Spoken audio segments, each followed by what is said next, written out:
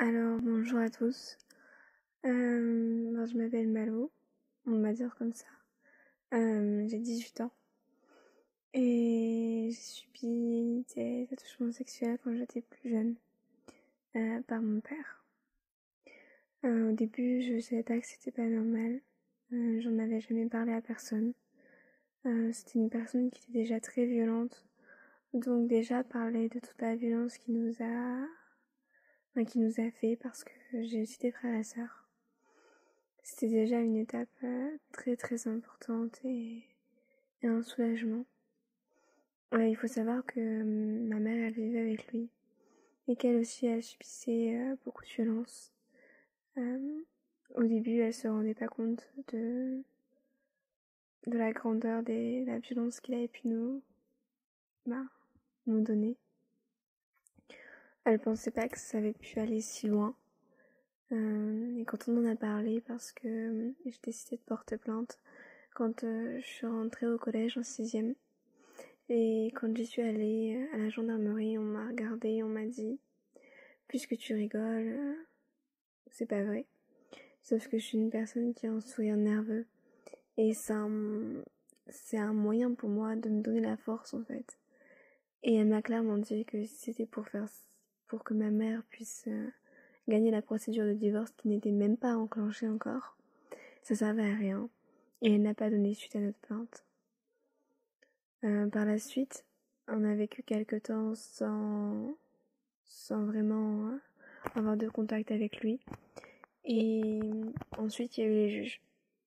Ça a été une grosse étape parce que le juge ne m'a pas cru quand je lui ai dit toute la violence physique qu'on avait pu vivre. Et il m'a dit que je cataloguais, que ce que je disais, c'était peut-être exagéré. On nous a mis la pression. Si on n'allait pas le voir, donc mon père, dans des sites médiatisés, alors on serait placé en foyer. À partir de ce moment-là, j'ai fait une pelade et j'ai continué à me mutiler. C'était vraiment atroce de vivre tout ça. Et j'ai compris en fait, au niveau du collège, quand on parlait des relations sexuelles, quand on parlait du fait qu'il pouvait y avoir des viols, j'ai compris ce qu'il m'avait fait. Et avant, moi, je pensais que c'était normal. Et j'en ai jamais parlé. Quand j'ai déménagé ici, on a eu des éducateurs, etc. Et j'en ai parlé à mon éducatrice. Je lui ai dit, j'en avais jamais parlé à ma mère et je savais pas vers qui me tourner. C'était horrible. De dormir, de penser à ça, de pas pouvoir mettre des mots sur les actes qui s'étaient passés. C'était une douleur qui était insoutenable. Et surtout, ne pas comprendre. Quand les gens ils s'approchaient de moi depuis que j'étais enfant, c'était horrible, c'était presque douloureux de recevoir un câlin.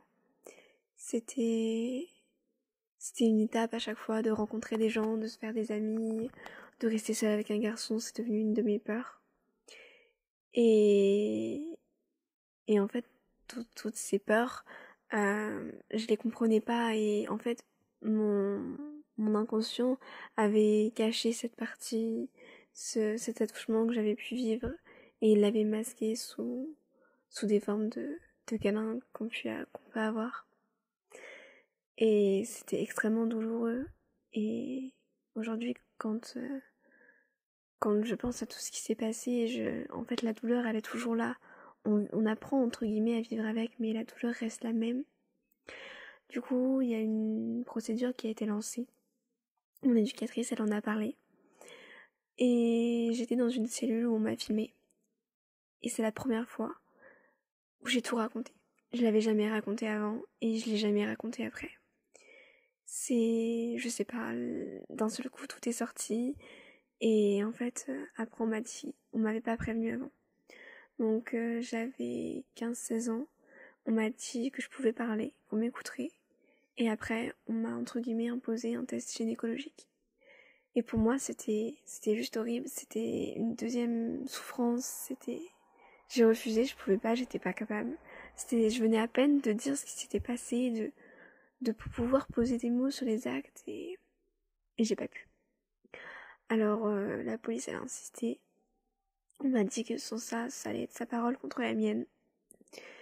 J'ai attendu, je pouvais pas. C'était trop dur et c'était horrible de penser qu'il allait y avoir une autre intrusion. Et en fait, j'avais peur qu'on me croie pas comme on m'avait pas cru quand j'étais plus petite vis-à-vis des violences, peur que l'on se moque de moi comme la police s'est moquée de moi. J'avais peur. J'ai réussi à faire l'examen gynécologique en 2019. Donc 2 ans après en avoir parlé. Parce que j'ai eu un copain. Et je supportais pas qu'il me touche. Je supportais pas, j'ai pas pu avoir de relations sexuelles avec lui parce que c'était horrible. Et ça m'a donné la force d'aller faire cet examen. Et en fait, c'était juste horrible. Parce que j'avais l'impression d'être face à la réalité et qu'on me dise oui, tu as été violée. Et c'était extrêmement douloureux. Je me suis toujours permise d'avoir fait cet examen gynécologique, qui pour certains peut être banal, mais pour moi c'était horrible. Alors ça a continué. La procédure elle a été lancée et on a auditionné mes amis, on a auditionné mes professeurs, on a auditionné plein de gens. Et j'ai l'impression de revivre une autre intrusion. Tous les jours je me lève et tous les jours la nuit j'y pense. Quand je fais un câlin aux gens, c'est une pensée qui reste. Et c'est quelque chose c'est douloureux de vivre avec ça. On nous dit souvent ça va aller mieux demain. Mais je trouve que c'est la pire phrase qu'on peut nous dire. Parce que ça ira pas mieux demain. On va vivre, on va se forger, on va se construire, oui. Mais ça n'ira pas mieux parce que ça s'est passé et c'est là aujourd'hui. Mon souhait, ça n'a jamais été de punir mon agresseur. Parce que moi, j'avais envie de passer au-dessus. Et aujourd'hui, vivre avec en devoir continuer et attendre le jugement, c'est horrible en fait. Parce que même s'il est puni, il prendra quoi, 7 ans, 10 ans. Mais la douleur que j'ai, elle restera là. Et moi, j'aimerais me détacher de ça. J'aimerais que ce soit terminé, j'aimerais que la procédure s'arrête, qu'il soit puni, que je puisse avancer, Et c'est horrible en fait de devoir continuer à vivre pendant que lui, ça fait des années qu'il est tranquille, ça fait des années que l'on ne nous croit pas. Des années qu'on vit avec par cette douleur. Parce que ma mère, quand elle l'a appris, elle a été détruite elle aussi. Donc il lui a détruit sa vie de femme et moi il m'a détruit ma jeunesse. J'ai pas eu d'adolescence parce que il y a eu les juges, il y a eu les psychologues parce que j'ai pris un suivi psychologue. Et en fait, mais ce qui m'aide, c'est de ne pas en parler en fait, c'est d'avoir une vie comme les autres. Et pendant que je vis cette vie d'adolescente comme les autres, j'ai l'impression d'être comme les autres et justement qu'il ne se soit rien passé.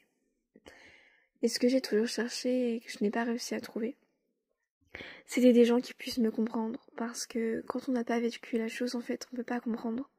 On peut essayer d'amener de la compassion, on peut tout ce que l'on veut, mais on peut pas. On peut pas comprendre.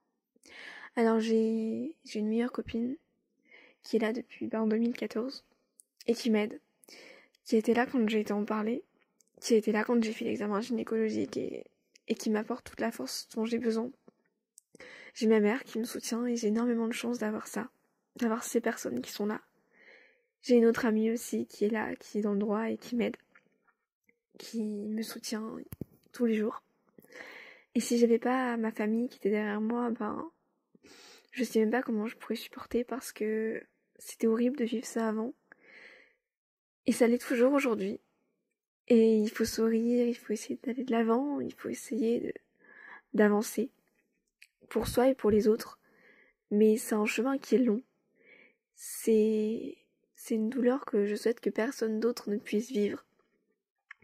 Et je pense qu'il faut en parler. Parce que si on n'en parle pas, si on ne dit pas ce qui se passe, ce genre d'homme il peut recommencer.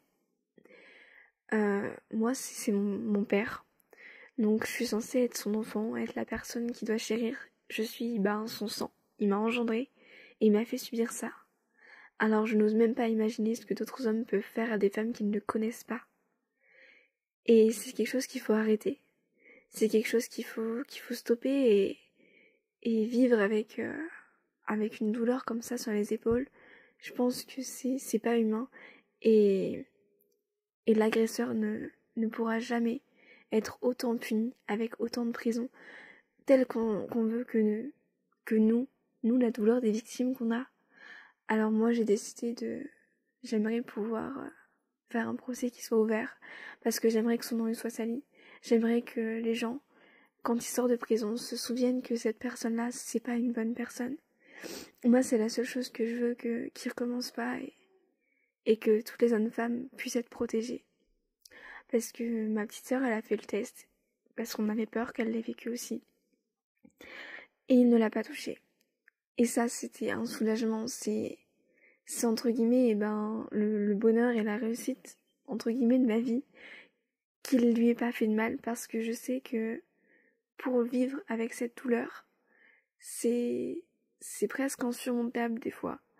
Des fois, on se demande comment est-ce que le lendemain on va se réveiller. La vie, en fait, elle devient vraiment horrible. Et il y a des personnes sur qui on tombe qui égayent nos vies. Et quand j'ai entendu les autres témoignages, je me suis dit, mais oui, mais en fait, je ne suis pas la seule, il y en a plein. Et il y en a plus que ce qu'on ne le croit. Et aujourd'hui, il faudrait vraiment que la justice nous reconnaisse tous.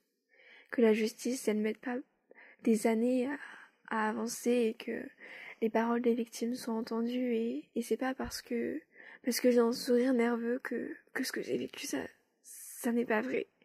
C'est pas parce qu'il m'a pas laissé de traces de bleu ou de fracture qu'il ne m'a pas battu. Parce que ça s'en va les bleus. Et aujourd'hui, grâce à mon examen gynécologique, on voit bien que oui, il s'est passé ce qui s'est passé. Et on peut le remettre en cause. On peut dire que j'ai eu des relations avec d'autres garçons, mais c'est pas vrai. Parce que j'y arrive pas. Parce qu'aujourd'hui, je suis incapable d'avoir des relations avec d'autres garçons. Et j'espère que d'autres filles ne vivront plus ça et qu'on va pouvoir essayer de stopper cette vague qui naît et qui est là depuis des années. Et que les hommes n'ont pas tout pouvoir. La femme aussi a le droit sur son corps comme l'homme. Chacun est maître de son corps et il faut arrêter de prendre les corps des autres pour possession en fait.